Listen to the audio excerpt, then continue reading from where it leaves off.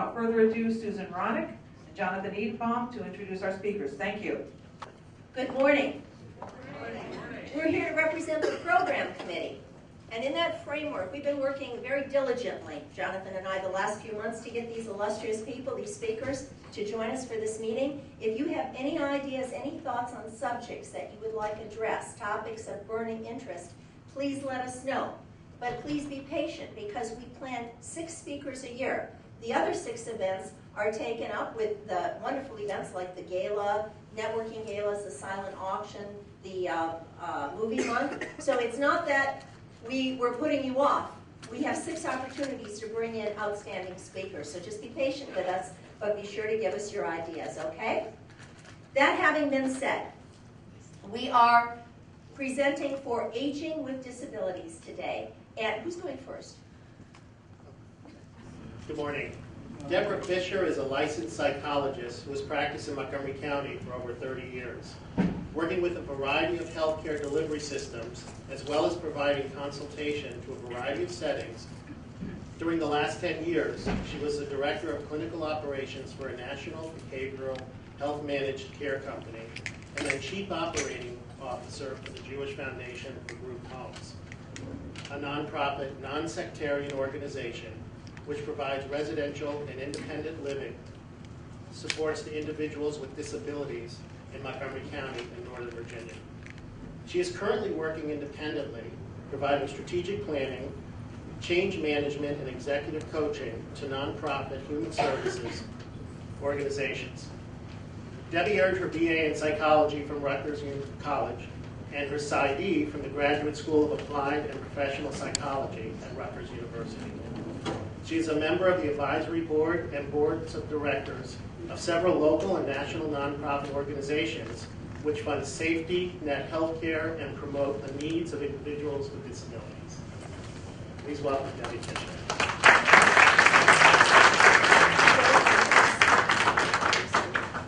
Well, good morning, everybody. I'm really delighted to be here. The last time I spoke with almost, or many of you, was also on behalf of JFGH. We talked about transitions, and it was with the DC group, and it was really so informative for me and for JFGH to have the opportunity to meet you all. So we were really delighted to accept the invitation to speak on this important topic. Steve and I have divided up the presentation. I'm going to try to do an overview, and Steve is going to talk about some of the programs that Jubilee has implemented in an effort to start to address some of the needs of this population.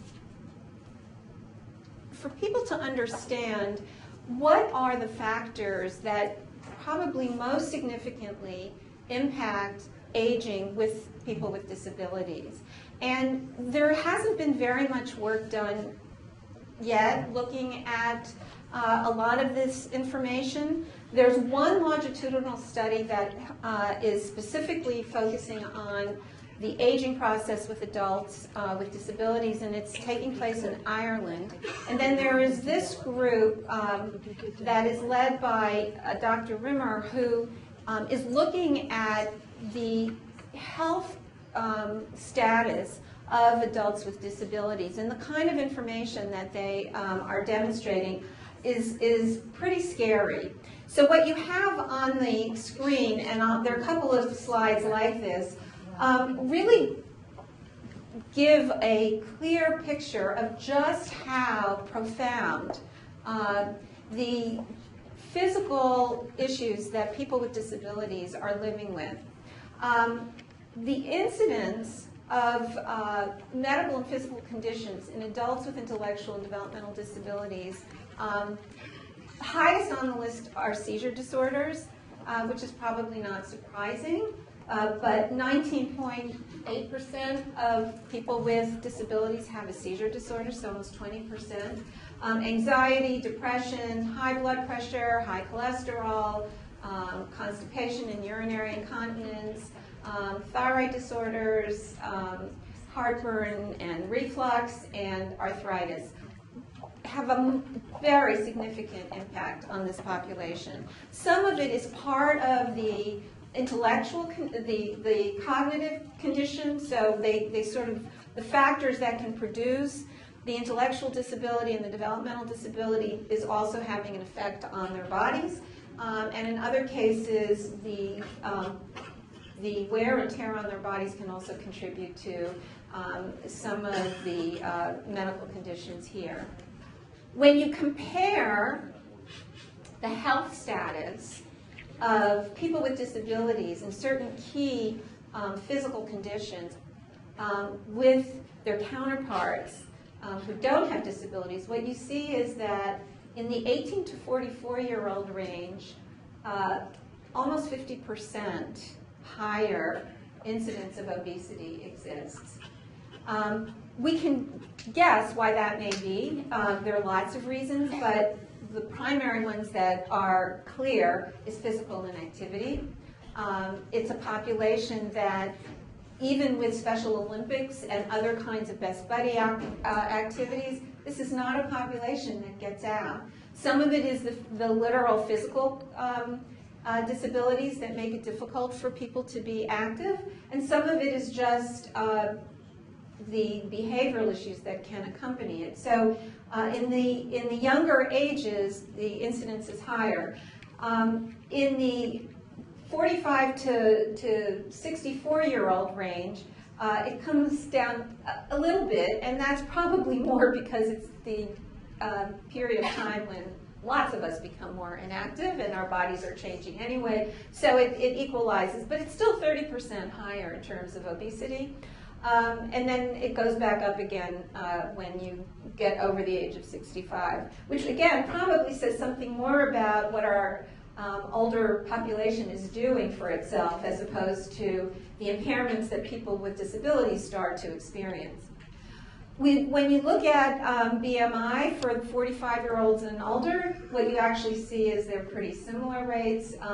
But in the younger ages, again, it's almost 20% higher. So again, what we're looking at is a kind of cause and effect cycle in terms of the impact of the disability on the individual. So when you then look at what some of these health risk factors are, physical activity, 76.4%, so 3/4 of people are basically getting less than 2 days, 30 minutes of activity 2 days a week. They're not getting even that much. What is it, 80%? 60% are watching at least 3 hours of television a day. And what's interesting about this particular statistic is that that number goes down when people are living with others in a group home situation. But a lot of them live at home or they're living on their own, and this is a huge risk factor. When you look at how much healthy food, so the 5 fruits and vegetables, 50% are not doing that. And then when you look at snack consumption and soda, oh my goodness, soda is probably one of the biggest challenges for people working with disabilities. And I actually think it's because it's one of the the easiest way for a lot of these people to exercise control. Because you can control what people eat, or they cannot eat lots of foods, but when they're out in the community, soda is so much more accessible. And what we see in a lot of our folks who go to day programs is that their soft drink consumption goes way up. And they will then concede and say, okay, so I'm going to drink diet soda, but then there are other issues that come with that. And then teeth brushing, oral hygiene is a huge, huge challenge. At JFGH, we actually have a former president who is a dental hygienist, and she actually implemented a program some years ago in which she went into every home and worked with the staff and the individuals to teach them good oral hygiene. It's still a constant challenge. And we know that poor oral hygiene has a high correlation with other medical conditions. So what are the consequences of this health status? earlier onset of medical, physical, and cognitive decline, which is associated with aging. And in fact, what we generally find is that people with intellectual and developmental disability, particularly the intellectual disabilities, tend to start the aging process about 10 years earlier. The long-term impact of a lot of the medical conditions that are associated with the various conditions that lead to intellectual disabilities in particular have this impact on just a wearing away of the systems, the medications. People with cerebral palsy, often it impacts all of their muscles, not just the ones that impact walking or talking and so forth.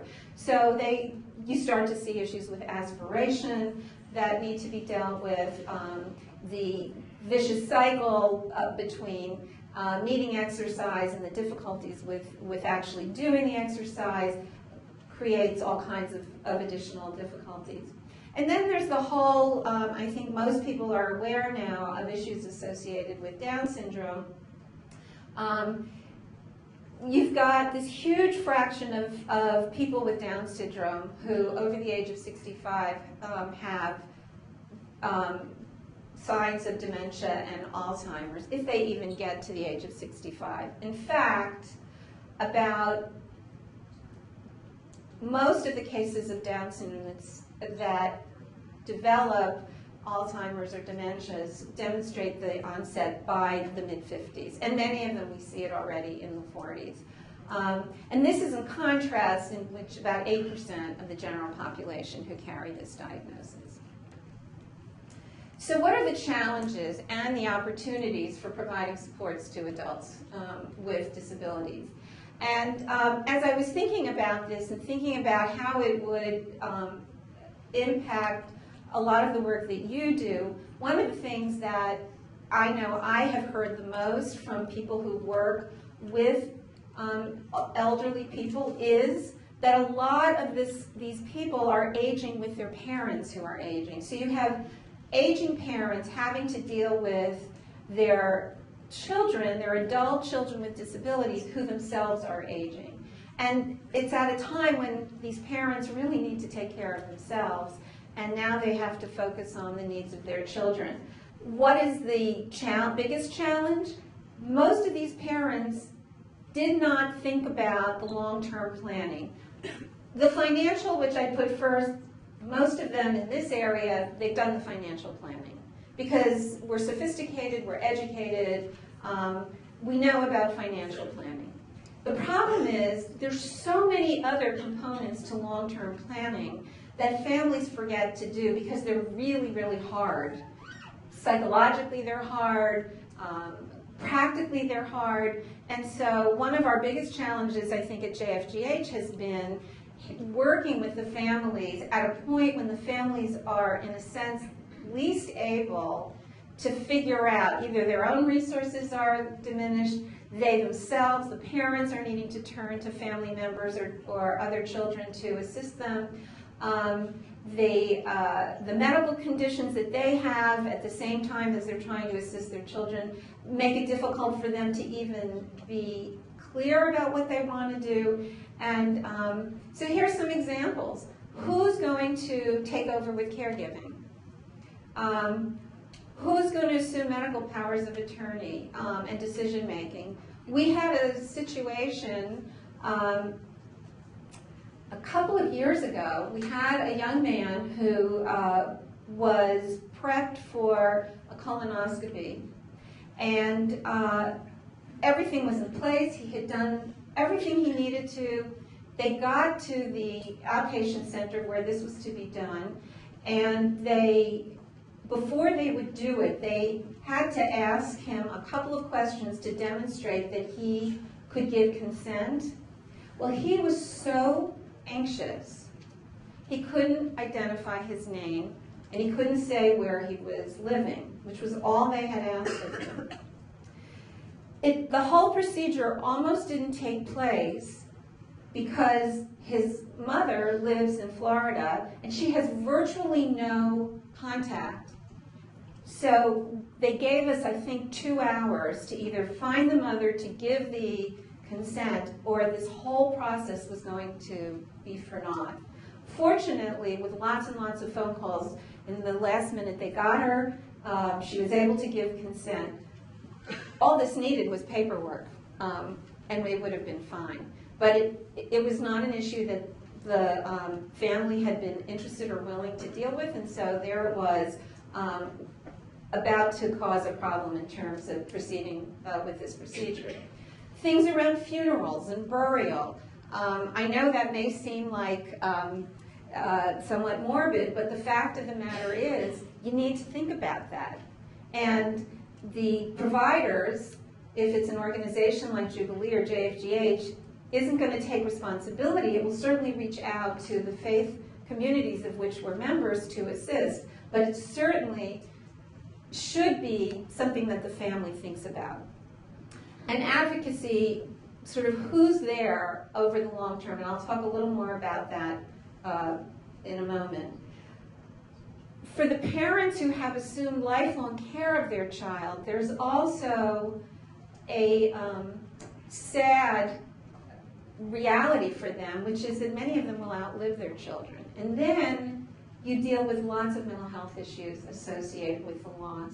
One of the things that we see all the time with our families is that this child with a disability becomes part of the person's identity. And the identity associated with caring for this child did not assume that they would suddenly not have that role anymore.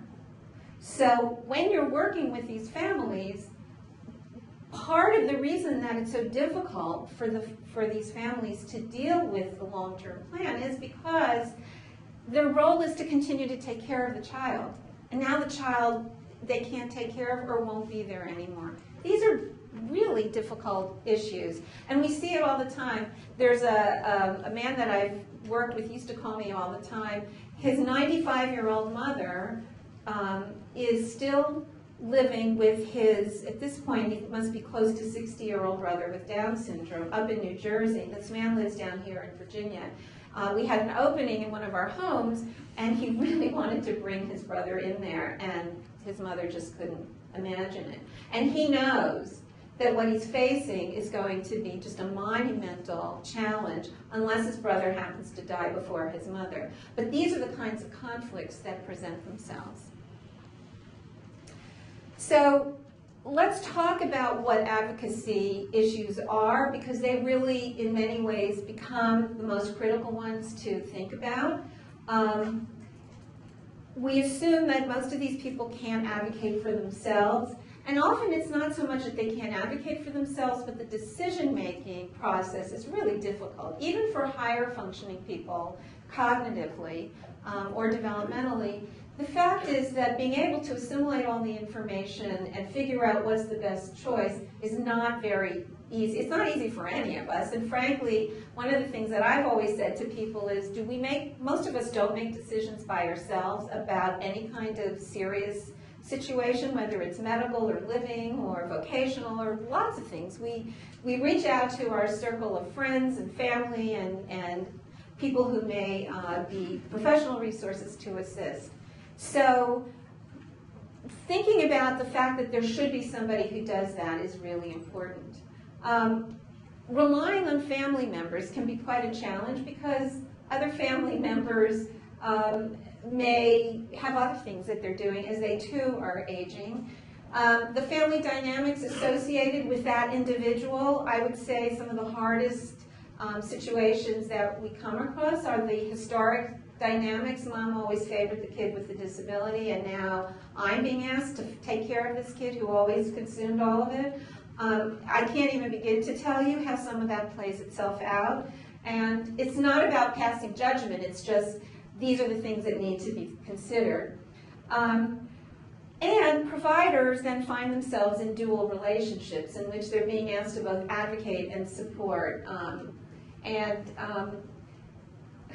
You know, you're either a provider or you're an advocate. No matter how well attended we are, you really want somebody to look over our shoulders because it ensures that we're doing our job right. One of the things that we come across all the time with the population is that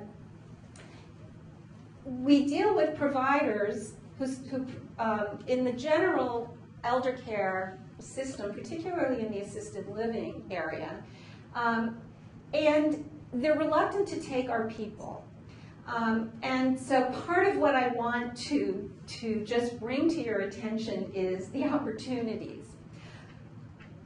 I recognize, and my second challenge is that we get the feedback that if somebody looks disabled, somebody with Down syndrome, for example, the optics raise concerns for people. So we hear, you know, I don't really want a lot of those people because other family members won't want to bring their loved ones to us. The thing is, people who become disabled all start to have similar features, and really the needs are the same. So part of it is making sure that it's not just about the optics, it's also about the services that we're providing. The second one, and this becomes sort of where people try to focus when they're not comfortable talking about, well, we don't want too many people to look like this, is a misunderstanding in this particular population about Medicaid. Unlike the general population, where there can be a time lapse between the determination of eligibility for Medicaid funds and the actual availability of those funds, the population of adults with disabilities who are receiving services are actually a group who have the funds readily available. The way that the Developmental Disabilities Administration in Maryland works is when we still go through the same PASSAR process, we still go through a determination that we're looking for the environment that's least restrictive, but the funding mechanism is a lifelong commitment funding for these individuals. So if a person is determined to be needing the kinds of assisted living services or additional health services, which is not part of the developmental disabilities waiver, then the person in each state region, so in the Southern Maryland region, which covers Montgomery County, will in fact approve the funding for the services to be delivered in a traditional assisted living facility. What the woman who's doing this right now has said to us is, because this was new, they actually had to figure this out because they hadn't thought about it before. What she has said is she will typically approve 6 months, and then if it becomes clear that the person needs the long-term placement in that kind of setting, she will approve it. And I say this because unlike the general population, the funding is already there. You don't go through a determination process. They've been determined eligible. That's how they're getting funded by providers like us. And you've got somebody at the state level who makes the funding determination based on the least restrictive environment in which those needs can be met. I don't know exactly what those dollars look like. Jonathan and I were talking about this before. I can tell you that what provider agencies get sounds like it's a lot more than what these assisted living facilities get, but it may be the way they save money, so I can't guarantee you that, but I can guarantee you that the funding is there. It's really important for us to start to be open to accessing these services to a bigger population. Again, if you go back to what the incidence and the numbers look like, there are probably many more people in need of these services, and we would be doing everybody a huge favor to be able to provide them. Oops. So there are lots of issues that the providers themselves face. The housing needs change. JFGH, most of our people live in houses that are not accessible. Split levels are really bad places to put people whose mobility needs change, and they're not easily retrofitted.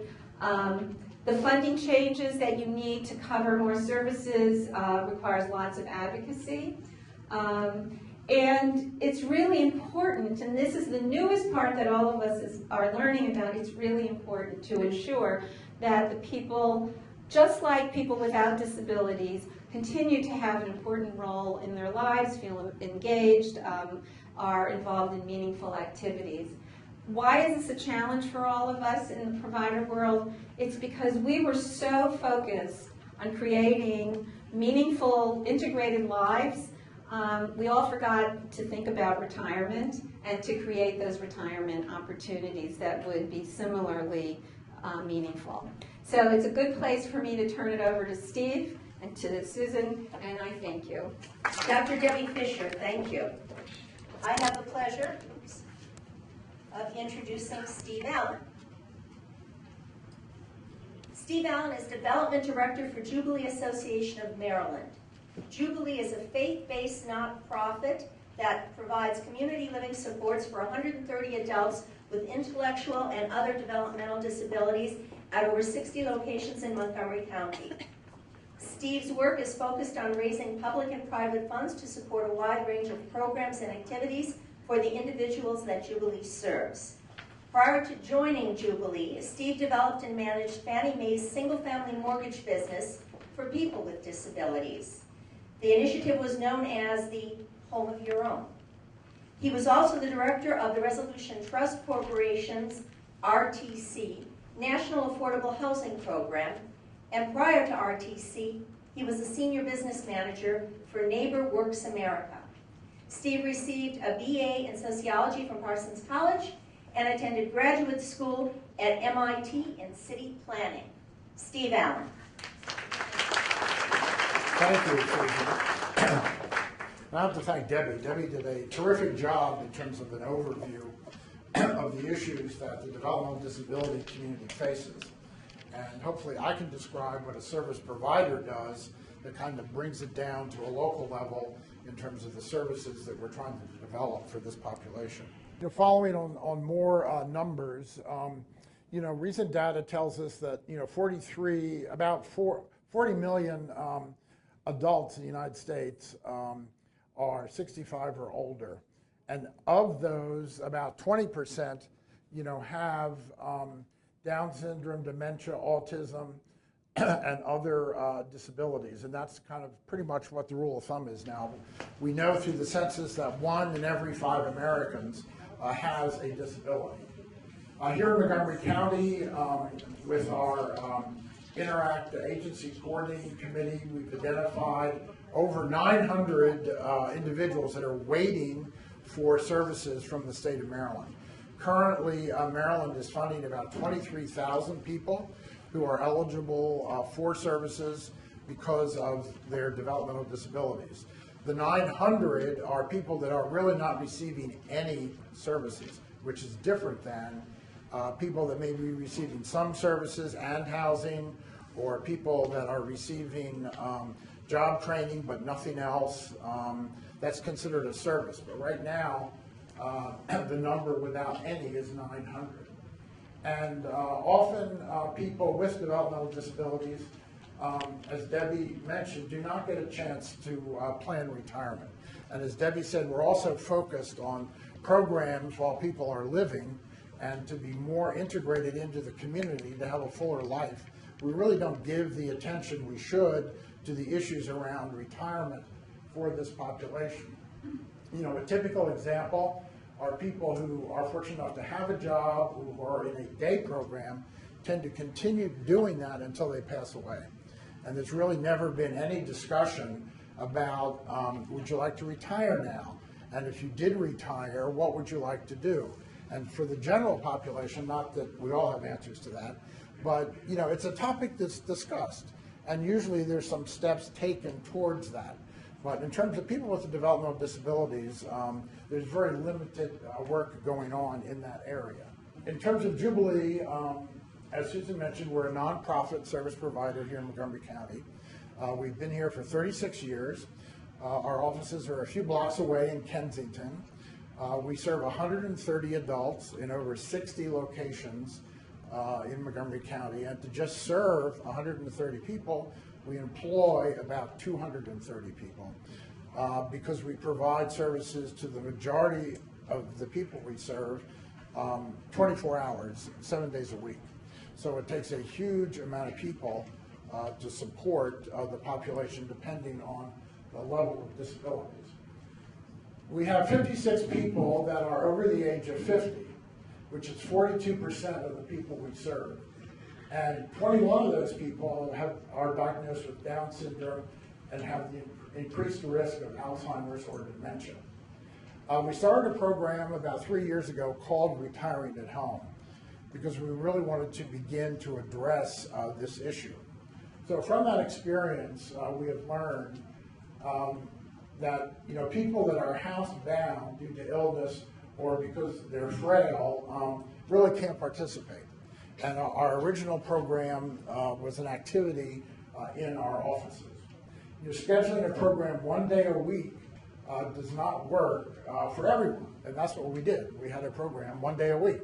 Well, for many reasons, people that would have been interested could not get there 1 day a week. And then activities need to be planned for people who don't want to participate in a group activity. That's another thing we learned. Some people like to do something on their own with somebody rather than a planned activity. And then some people cannot afford the fees that are associated with activities.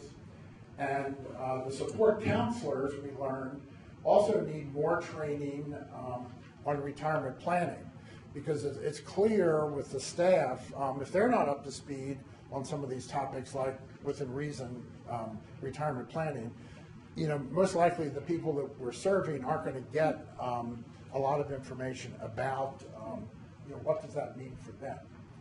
And we also learned that we really need to start dealing with what we call individual plans that achieve very specific goals for the people who want to consider retiring at home. Okay, so going forward, this is what we're doing now. We want to support individuals in navigating and assessing services to determine the goals that they would like to achieve and have those goals in their individual plans. We're going to start providing 3 days of programming for retirees, including people's homes, on Monday, Wednesday, and Friday. And also, it's so clear in all of our work collectively, the issue of partnerships is so important. One reason is it creates more services that somebody could utilize, but also we all learn from each other. And for example, we only have a small number of people, the 20 people I mentioned, that actually fall into this program. But by partnering with other agencies, that base would increase and we could all do more. And then expand the training for staff working with older adults. And then we're really big on volunteers, and we really haven't built out our volunteer work to support retiring at home. So that's one of our goals this year. We're a Volunteer Maryland site where we have a full-time volunteer coordinator from the state's volunteer program. Now, another part of all this is obviously housing, and that is a major part of sort of what's next for people in terms of housing choice. And as Debbie mentioned about planning, and I did notice on Debbie's list, there was no mention of housing. And probably of all these things we're talking about, the housing piece is one of the hardest things to figure out, both in terms of affordability, if they're roommates, does the person live on their own? There's just a whole series of things. And often, I think people think, the housing's out there, so when we're ready, it's going to work. Well, it's really the reverse. To be blunt, there's really not a lot of housing choice. So the sooner people get involved in beginning to think, what are those choices, what do we need to do, it's really important. We have a program for young adults with autism, and it's interesting how the generations change. And certainly the younger generation whose kids have benefited from public schools and a lot more education, the parents are a lot more interested in things like housing. Their son or daughter may be 25 or 26, and they want to understand, when can my child leave home, like we all did. And that's really important because there'll be a much stronger push with the next generation around a lot of these services, and in particular housing. So what is it we're trying to do? Often organizations like ours and the Jewish Foundation, as Debbie mentioned, own the housing. Historically, they're called group homes. And that's nice. It's, nice suburban house to live in. You're in a neighborhood, and we as a service provider provide services. The downside of that is there's no choice. And for all of us in this work, our philosophical base is self-determination. So supporting people to make their own decision. Well, if we own the housing and if we provide the service, what's the choice? For example, if the family decides to leave, or the person decides to leave, then we don't provide services to them anymore, and they've lost their housing and the services. So we're trying to move beyond that and educate a lot of our colleagues here in Montgomery County about ways of separating housing from services. And what does that mean? Particularly for the elderly, if you're in a group home, as Debbie said, that may not be accessible or it's too expensive to make it accessible, could move to a multifamily apartment building where there's an elevator, closer to more resources, and still have Jubilee services. So to do that, we are partnering with various entities here in Montgomery County to create that housing. One is our local housing authority, Housing Opportunities Commission. We're doing a lot of work with them. We have a really terrific, fully accessible, beyond the entrance, house up here next to the Wheaton Library that we did about 3 or 4 years ago, which is a great example of accessibility, and some of our clients with very severe disabilities live in that house. Another partner is the Archdiocese and their Rosaria communities, and another partner is Montgomery County Housing Partnership. And a fourth area that we're working on are all of these current developments we see going on that are referred to as town centers, like the redevelopment of White Flint, and supposedly something like 6,000 units of housing will be put there. We're very interested in how we can corner some of what's called MPDUs. I use that term so often I forget what it means. Moderately priced dwelling units, where each developer has to set aside 12% of their units for a reduced rent, and there are some income limits, but it's very irrelevant compared to the people most of us serve who have very, very little money. But we are trying to work with those developers to buy down the cost of those units so we can get rents down to $250 to $350 a month. And we're sort of inching our way through that process.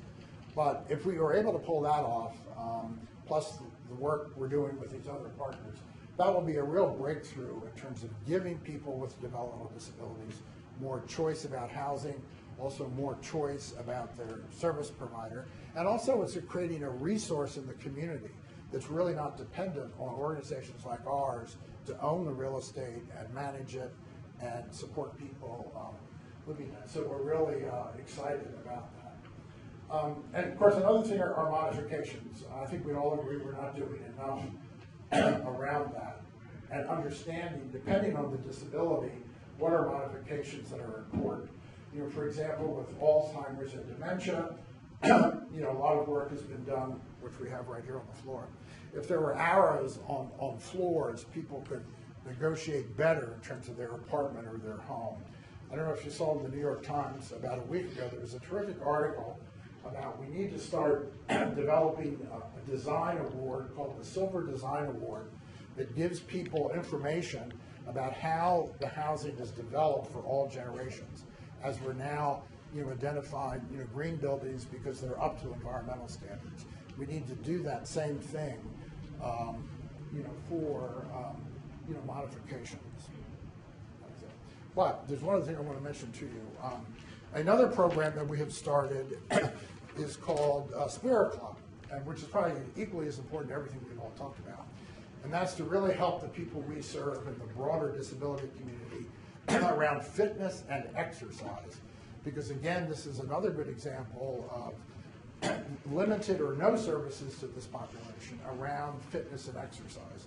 And as Debbie mentioned, with her statistics, obesity is a real problem, depression is a real problem, and basically inactive physically is just an ongoing challenge for the population. So we have developed an effort called Spirit Club, which is now operating in 4 locations, our offices in Kensington, the ARC of PG County, a gym in Olney, and Chevy Chase Health Club, where we're offering exercise and fitness classes to the broader disability community. We have a lot of people with developmental disabilities, but it's not just people with developmental disabilities. It's about a year old. We have over 100 people in these 4 locations participating. Classes go for 8 weeks and then start over again. And from the people we serve, we have some really terrific success stories with several older women who have taken this very seriously and are very much overweight, have diabetes, have lost 30 and 40 pounds, by sticking to this regimen. So we're really excited about that and are looking forward to that part of our work expanding. How did you find out about this? All these things are on the table over here, along with Debbie's handouts. Okay, well, thank you.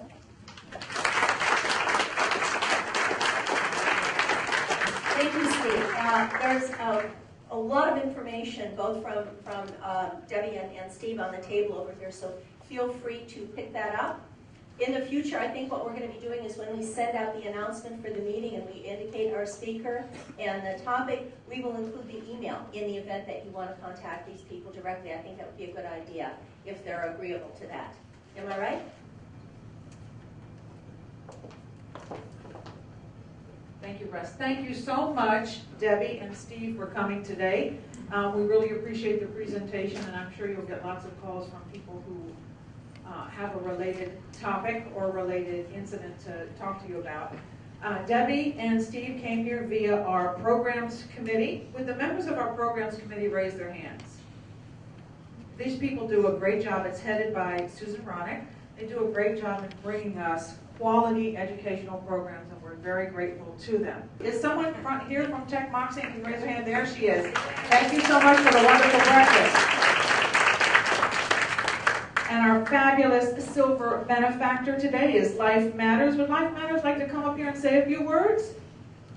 Thank you. My name is Marie Rogers-Clarkson, and I'm a director of clinical services at Life Matters, and we provide personal home care, private home care. We do things from providing just simply companionship, ADL care. We do live-in.